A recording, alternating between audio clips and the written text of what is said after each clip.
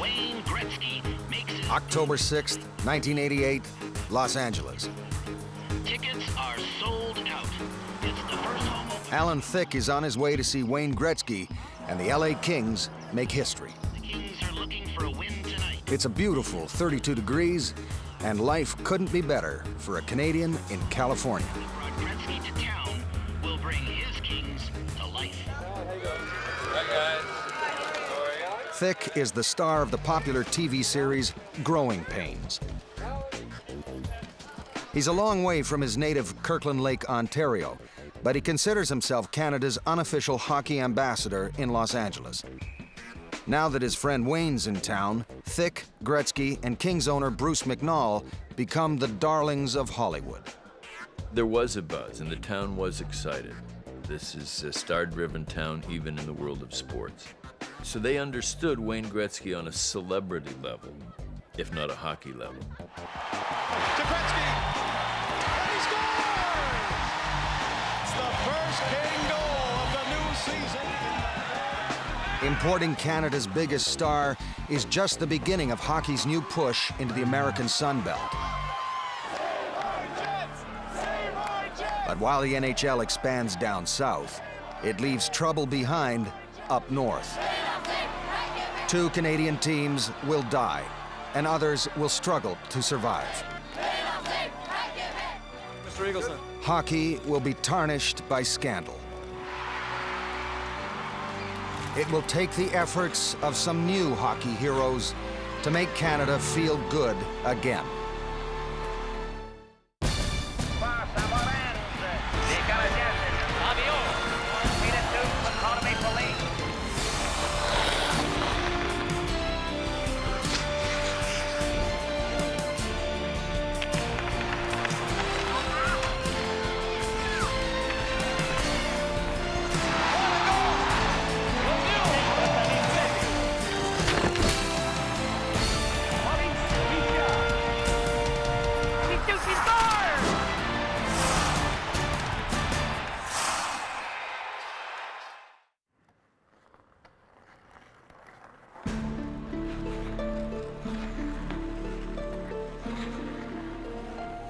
Canadian poet Al Purdy once called hockey a combination of ballet and murder.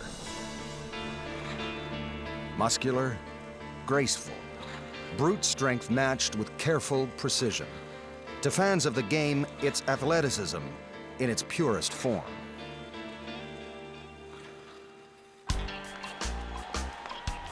So when Fox TV introduces the Fox Tracks puck in the mid-90s to help rookie American viewers follow the action, Canadian fans are offended.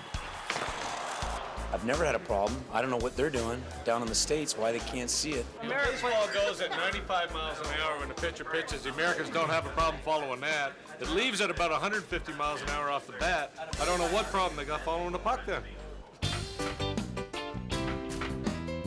The new American teams are quick with other gimmicks, too. Disney calls its team the Mighty Ducks and markets it like one of its cartoons. It's a quack heard around the world. 1, 2, 3.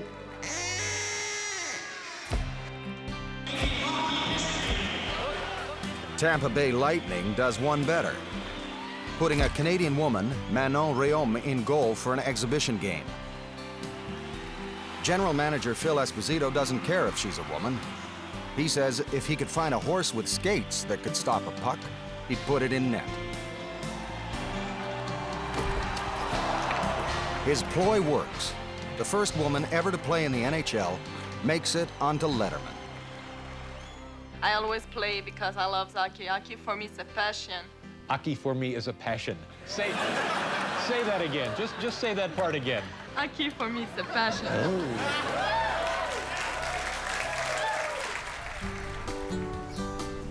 Coming in with Gretzky trailing. Gretzky gets the puck. On the right to McSorley. Centered into Gretzky.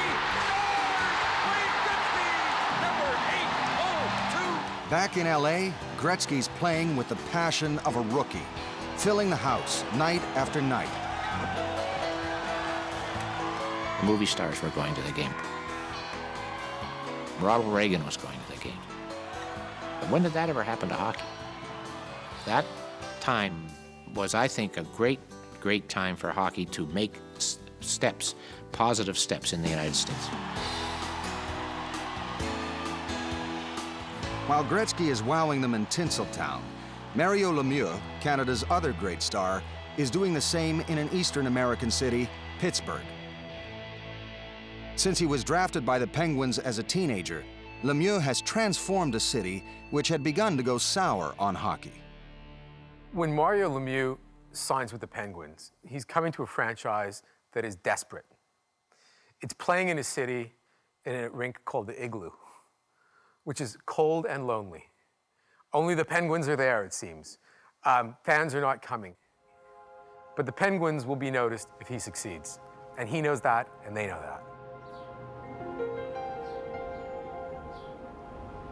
Mario Lemieux grew up in Ville-et-Mar, a working-class area of Montreal.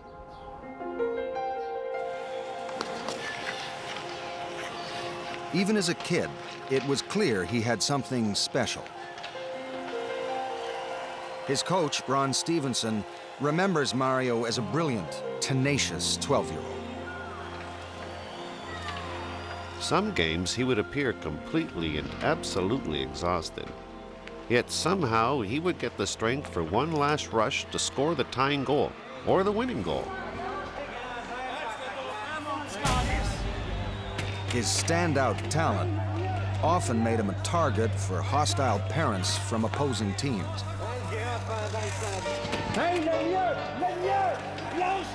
The problem, especially in the Pee-wee, was the adults in the stands. He'd come off the ice and women would spit at him. Adults would push at him. So a lot of times when we played, not in Ville-et-Mar, but in other games in the league, if Mario wanted to go off and get a soft drink, we would have to send other team members with him. But Mario never missed a game.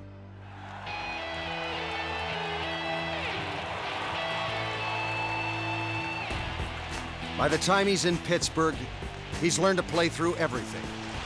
Here's Lemieux. Including back injuries so severe, he can't even lace his own skates. Look at Lemieux! Oh my heavens! What a goal! What a move! Lemieux! Pittsburgh, which has seen its own share of troubles, falls in love. Mario returns the affection by leading the Penguins to 2 consecutive Stanley Cups. And he helps inspire a generation of American kids. One of them is Ryan Malone. He's 13 when the Penguins win their first cup. He has his photo taken with his hero. There was only one rink to play on when I was growing up. It was winning the cup in '91 and '92 that made the difference here. Mario got everyone involved.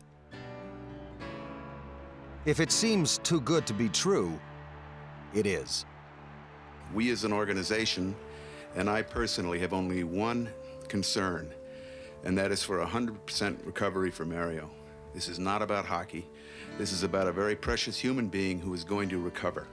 In 1993, at the age of 27, Lemieux is diagnosed with Hodgkin's disease, a potentially fatal form of cancer. He undergoes 4 weeks of punishing radiation. And on the last day of treatment, he leaves the hospital to fly straight to a road game.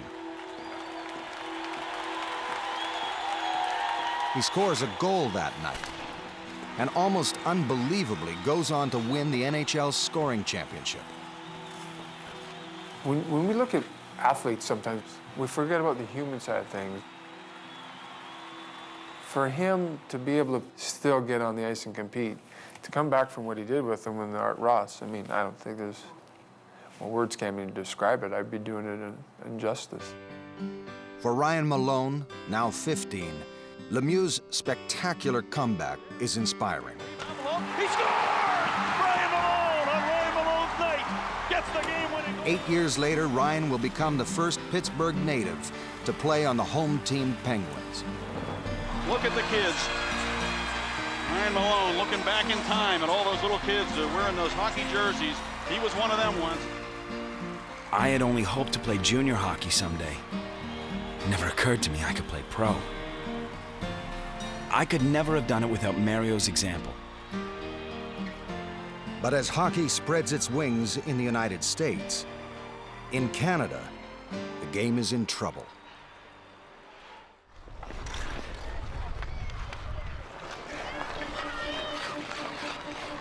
For Canadians, young and old, hockey is a way of saying who they are and which part of the country they come from.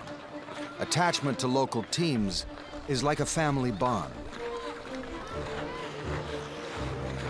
Especially in communities like Winnipeg, where hockey has been bred in the bone for over 100 years.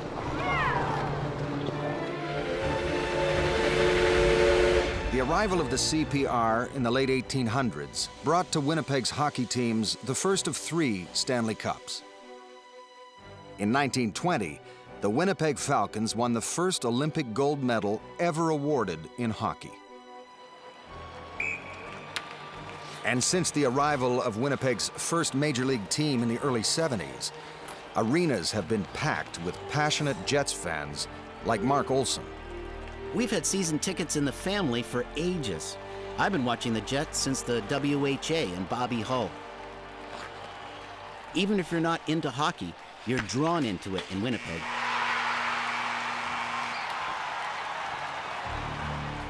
But by 1995, the realities of professional hockey are hitting teams like Winnipeg hard.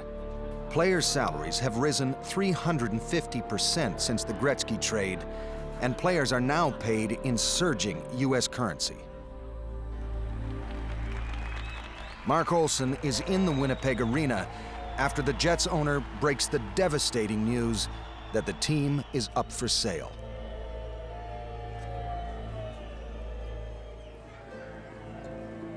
A letter to a Winnipeg newspaper expresses what Olson and many other fans feel.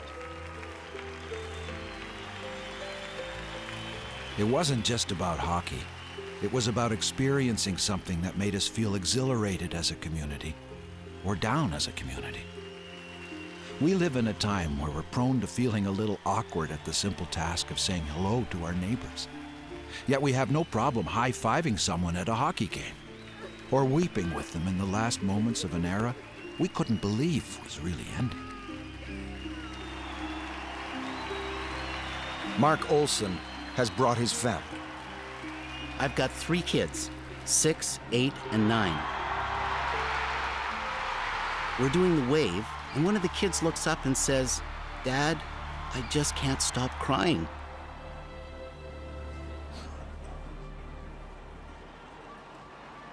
Winnipeggers decide to do something about it.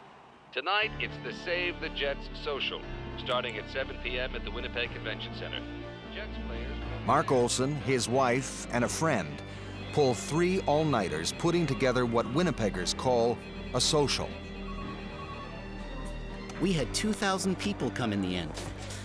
We ended up making $250,000. This is my way of doing what I can to save the Jets. There are many events like it, as fans pitch in to save their team. Operation Grassroots is now headed into the home stretch, and the response has been overwhelming. That's what we're about here in Winnipeg, isn't it? 35,000 Manitobans turn out for a fundraising rally, the largest crowd ever assembled in Winnipeg.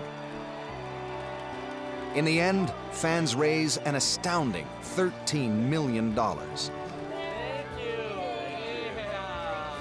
It's not enough. Smile. The Jets meet quietly for their last team photo.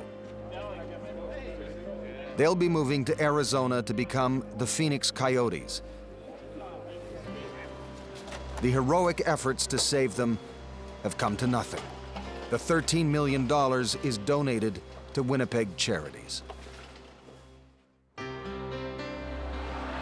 Voici Simon. Simon, ça va derrière le but, revient devant le tir. Et le but! In Quebec City, Nordique's fans have also cheered on their team through tough economic times. But in 1995, as the team is poised for a breakthrough, owner Marcel Aubout pulls the plug. Les nouvelles exigences de l'industrie du hockey, la taille du marché de Québec et l'absence d'une aide gouvernementale adéquate sonnent le glas des Nordiques à Québec. Fans had been loyal, even through the lean years. Now they're disappointed and bitter. Non, aujourd'hui, c'est très, très triste. Marcel Aubout, fout le camp. Nous autres, on était là pour te supporter, et puis tu l'as pas apprécié. Puis le monde de Québec plane aujourd'hui. In May of '95, the Nordiques are sold and moved to Denver. And heartbreak of heartbreaks, the newly christened Colorado Avalanche wins the Cup in its first season. In the space of a year, 2 Canadian cities are crushed. In Winnipeg, they bled. They bled real blood, and they bled in Quebec City. I think we like to pretend that it was a Canadian-controlled game, but it's been run by Americans forever. And when the teams left Canada for the United States, it was just a confirmation. That's where the money was. If you erase that border, you're going to be drawn magnetically to the money, to the marketplace. And those teams were magnetically drawn out of Canada. Other Canadian communities are also struggling to keep their teams in the 1990s. Calgary, Edmonton, Vancouver. The resurrected Ottawa Senators flirt with bankruptcy from the day the puck drops. And even established teams in Toronto and Montreal are forced to raise ticket prices and build bigger arenas. For longtime Canadiens fans, like Romeo Paré, the new economics of the game are all about loss.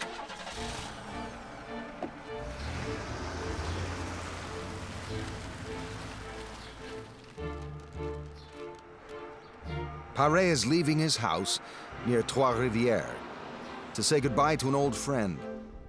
The Montreal Forum, one of hockey's most hallowed temples, is closing down. Paré has been going to see the Canadiens play there for over 60 years, since he went as a small boy with his father. The old Forum was like a hockey shrine for me. It was the place where our national heroes, our hockey star Maurice Richard, became what he was, where he made us all feel so alive during a time when it was the sport that mattered, not money.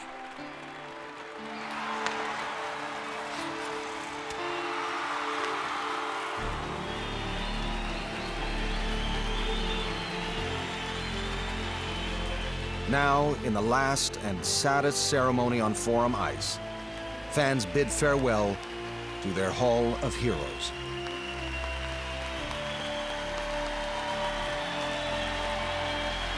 Mesdames et messieurs,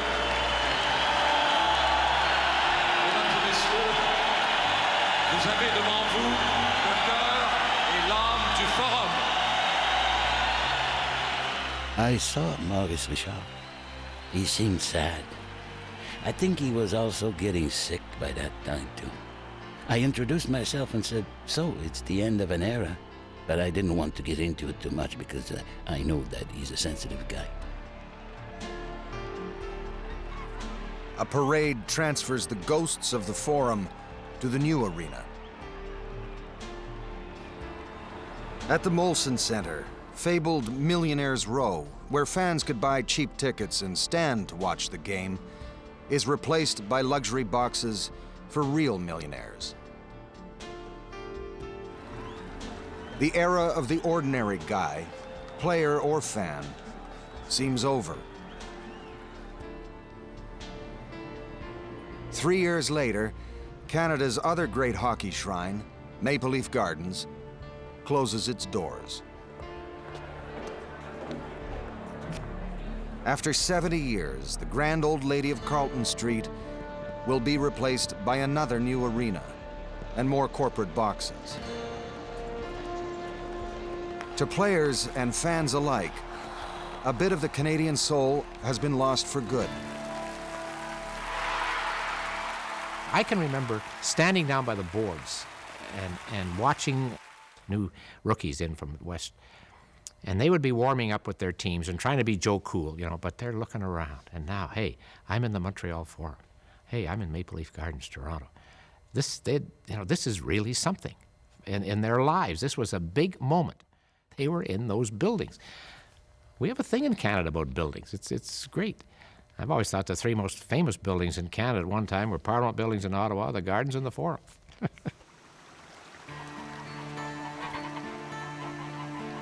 Still another Canadian touchstone, our venerable hockey equipment makers, is threatened by the new economic realities. Cambridge in southwestern Ontario has been a center of hockey manufacturing for more than a century.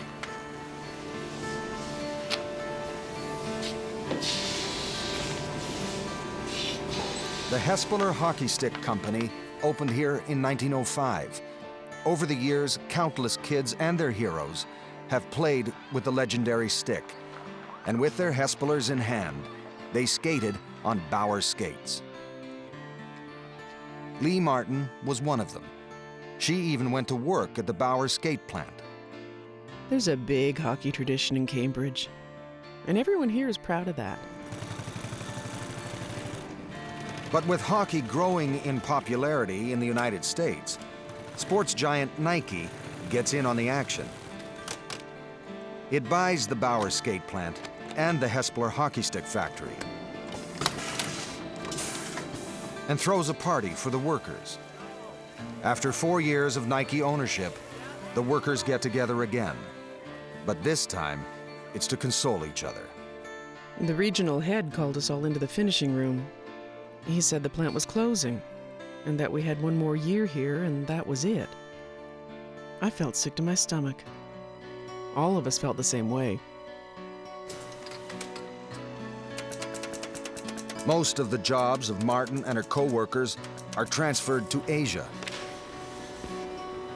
As for the Hespeler hockey stick factory, it's only saved because the workers themselves will pool their money and buy it. And as it and other Canadian icons struggle to stay alive, the game itself is about to be rocked to its foundations. And Gordie Howe has it, number 9. Gordie Howe, number 9. Kicks it out to center ice. Gordie Howe, dazzling star of the Detroit Red Wings, sets a lot of records during his NHL career. Howe gets him handed back, gets his shot, he scored! One of them for playing an amazing 26 years. Howe has it, number 9. Howe, a long pass over on the left wing. But when he finally retired in 1980, he learned his pension after all those years of service was just $13,000 a year. His response will help set in motion a radical shakeup of hockey's establishment in the 1990s. Carl Brewer is the spark plug. The former Maple Leafs defenseman has long been suspicious about players' pensions. Now he teams up with Howe and other retired players, including Bobby Hull. They decide to sue the league. And if they're expecting that Alan Eagleson, the powerful head of the players' union, will back them up, they're in for a surprise. All of these complaints come from a group of losers and a bunch of moaners who had the opportunity at the time to ask questions and do things. Most of the ones who are doing the complaining haven't even worked for the past 10 or 15 years. No one symbolizes the hockey establishment quite like Alan Eagleson. Head of the NHL Players Association for more than 20 years, friend to NHL management, and organizer of international hockey tournaments, Eagleson received the Order of Canada for his services to the game. But in the early 90s, the players are beginning to face the truth about the powerful Eagleson. He's been using his conflicting connections to help the league cheat them. He's conflicted in every way. He'll represent the player, he'll be a pal with the owner, and he'll run the union. It's like one-stop shopping. And there wasn't anybody at that stage of the NHL's evolution who was going to call Al's bluff. It's a small world, and your well-being, your career, your income, your pension is all hanging in the balance. You've got to have a lot of guts to stand up in that kind of a circumstance. Carl Brewer was never short on courage, and he was always a bit of a scrapper. He and the other retired players, now 7 of them in all, put everything they have on the line when they take the league to court. For 50 years, they've been able to dodge questions from their dumb players, says Brewer. But this is one group, folks, who won't go away. The players win. The league is forced to repay over $40 million to the pension fund. And the players aren't the only ones asking questions about the league and Alan Eagleson. A small New England newspaper and its reporter, Russ Conway, publish an expose that sparks an FBI investigation. Eagleson wasn't telling the truth. He once told... Bruce Dobigan is the lone Canadian journalist who dares to follow up on Conway's stories. CBC was unable to find any player rep from the... But everywhere, people tell him to drop it. I was like everyone else. I mean, if I can say this, I was scared shitless by Alan Eagleson. I was impressed by him. I kept thinking, who am I to do this? You know, why isn't anyone else doing this? Someone else does. Ex-Boston Bruin Mike Gillis and his wife Diane decide to take a stand against the powerful Eagleson. Mike's career had ended in 1984 with a broken leg. Eagleson, as his agent, told him he'd have to pay $41,000 for extra legal help to get his disability claim accepted by the insurers. Now the Gillises wonder if that was true. Packed away in their basement are old insurance files from Mike's days as Eagleson's client. Diane looked through them, and we found that our claim had in fact been approved. And we were told by Alan that it hadn't been approved and that we had to hire lawyers in London and New York. Diane finds a canceled check that reveals their $41,000, rather than paying lawyers' fees, went into one of Eagleson's own holding companies.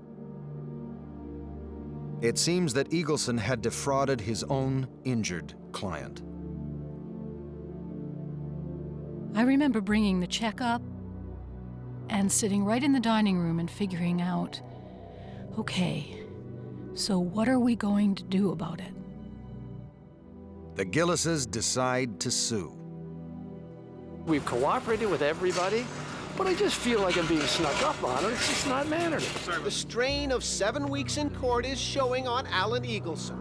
When their case gets to court in 1996, Bruce Dobigan is there. The Gillis case is one of several legal hurdles facing Eagleson at the moment. He is under an arrest warrant in the United States. He's in the courtroom when Eagleson testifies. When I saw him on the stand under oath, I realized that he had no good answers. He sounded like a schoolboy trying to explain why he didn't have his homework. The excuses were lame. The attempt to endear himself to the judge was lame.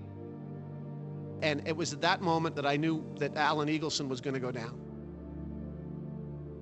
The judge finds that Eagleson demonstrated an ability to mislead and lie. He orders him to give the Gillises their money back and pay their court costs. By now, the law is closing in on Eagleson from all sides. The RCMP has laid criminal charges, and in the United States, he faces 33 counts of fraud and racketeering. On January 7th, 1998, Eagleson pleads guilty in a plea bargain. He's sentenced to serve 18 months. With his downfall will come the end of the almost feudal system that had kept players powerless for decades.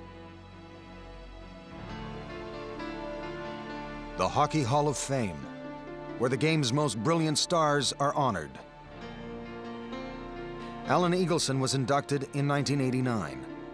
But now he's in jail, and along with the sentence comes disgrace. He's stripped of his Order of Canada, and finally, the ultimate censure for the self-made hockey kingpin, he's banished from the Hall of Fame.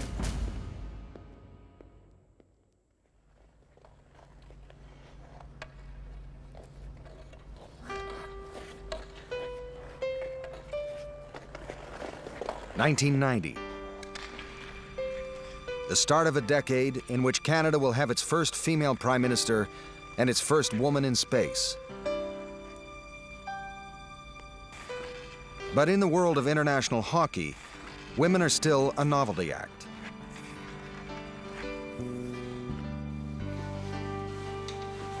When France Saint-Louis and her teammates arrive in their dressing room before the first ever Women's World Championship, they're greeted with a surprise, a brand new uniform especially designed for the series. When we saw the pink and white, we couldn't believe it. We said, no way, we're not gonna wear that because we're girls. The men's team, they were wearing red and white, so we were hoping that we would wear the same color. What they explained to us was to bring the media at the rink. Pretty pink uniforms, beauty makeovers as door prizes. You'd think that women playing serious hockey was a next to impossible sell. Saint-Louis with the open net. But under the radar of hockey's establishment, the women's game has been growing strong. France Saint-Louis is one of its brightest stars.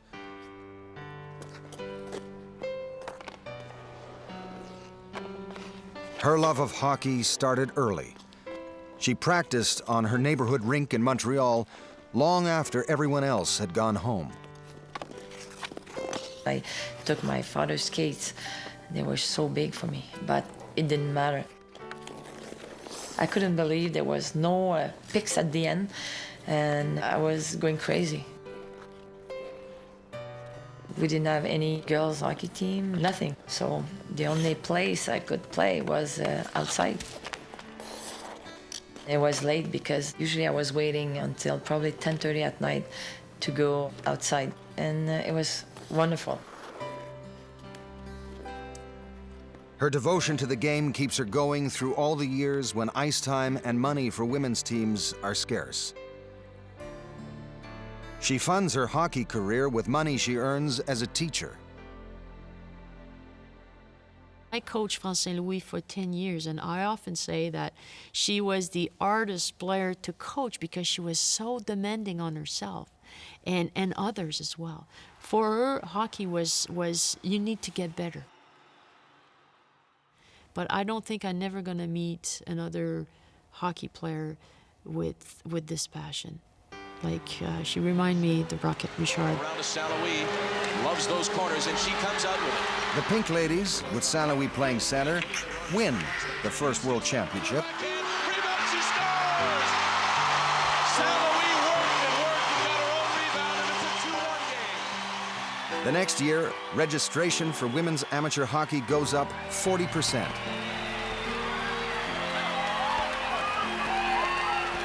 It seems that women's hockey has finally arrived. So when Phil Esposito, the general manager of the Tampa Bay Lightning, invites Manon Rhéaume to his NHL training camp, it's anything but a publicity stunt for her. At that point, I didn't care why they didn't invite me. If someone invite me because I'm a girl, who cares? I'm going. I needed to do it just so I can live with myself and know that I did everything in that sports to make it as far as I can.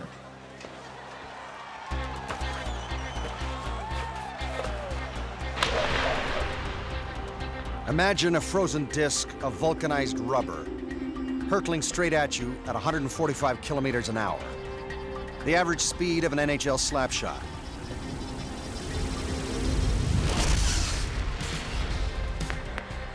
Imagine 200-pound players crashing the net at speeds of up to 40 kilometers an hour. People ask me, why are you a goaltender? Are you crazy? I cannot describe it. I guess you have to be a goaltender. You just get into a groove. The feeling you get when you make a save, it's a great feeling. It's the same feeling than a player scoring a goal, but you get it over and over and over again. After her one NHL appearance, she lets in 2 goals but makes some good saves. Manon plays pro in the American minors, still the only woman paid to play against men. And she joins France St. Louis on the Canadian Women's World Championship team. St. Louis is captain and den mother of an extraordinary collection of talent, including a 15-year-old prodigy named Hayley Wickenheiser. She calls France Mom. France calls her High Chair. The team now wears red. It will dominate women's hockey in the 90s, winning 4 more World Championships in a row. But France St. Louis now sets her sights on something else.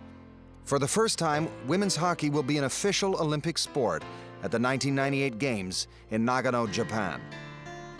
St. Louis is now 39, usually too old for a national team.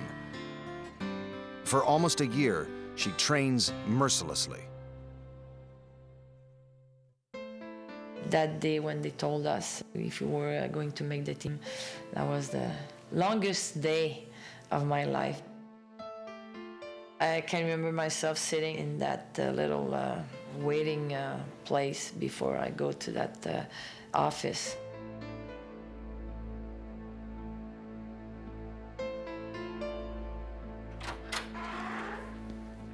So finally, it was positive, and congratulations. It was probably the best day of my life.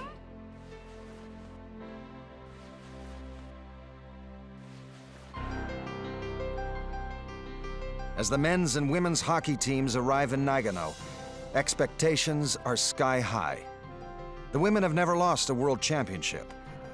And for the first time, the men's team will include Canada's top professionals. No more excuses. Ever since we stopped winning everything in the 50s, there was always kind of, well, of course we couldn't win that tournament because we didn't have our best players there. Or we couldn't win that tournament because it was at the wrong time of year. In September, our guys aren't in shape. They're just getting in shape. They couldn't beat these guys. But here you've got the biggest stage. It's the #1 stage. And everybody's there. And they're going to be in peak form. They're going to be in game shape. And everything's equal. And if everything's equal, we're supposed to win. Because we're Canadians. Here come the Canadians, led by Manon Rhéaume. Tonight, she gets the start for Canada in the first ever Olympic gold medal in women's hockey. Oh, what a save! Manon Rhéaume plays brilliantly in net, keeping the Canadian team alive. Rhéaume, who has saved the day again. But St. Louis and Wickenheiser can't get past a tough defense. Now a chance for Wickenheiser. 2-on-2. It's over. The team loses the gold medal match to the Americans.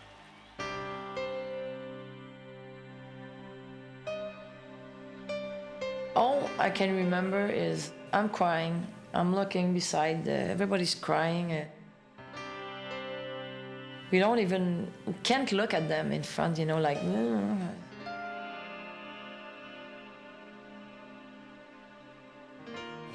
It's just what happened, It's just that feeling that, what did we do wrong? And we lost the biggest game, in our lives. The expectation was to win gold, nothing else.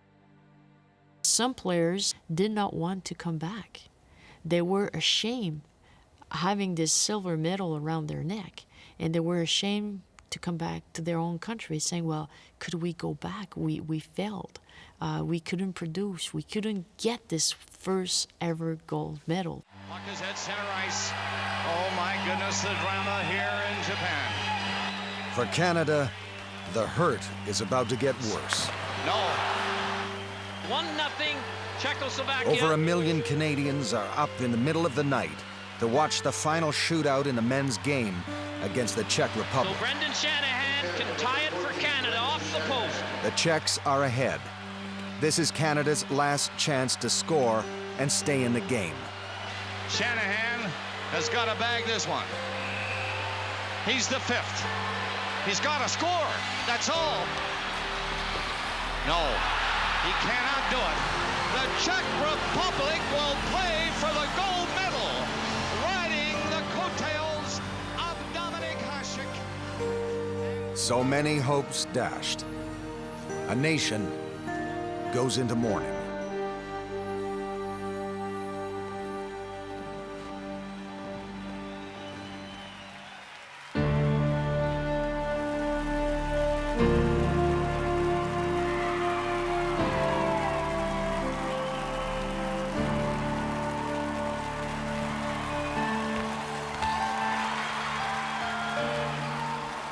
In the spring of 1999, fans in Canada and the United States give Wayne Gretzky standing ovations. He's been a New York Ranger for the past 3 seasons. Fans know this is the last time they'll see the Great One in action.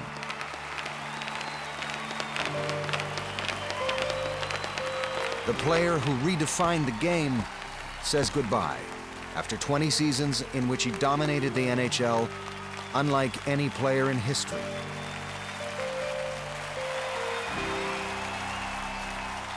With Gretzky going, hockey's bid for big-time status as a U.S. sport will stall. And Canadians, Gretzky included, will begin to search for a way to reclaim their game.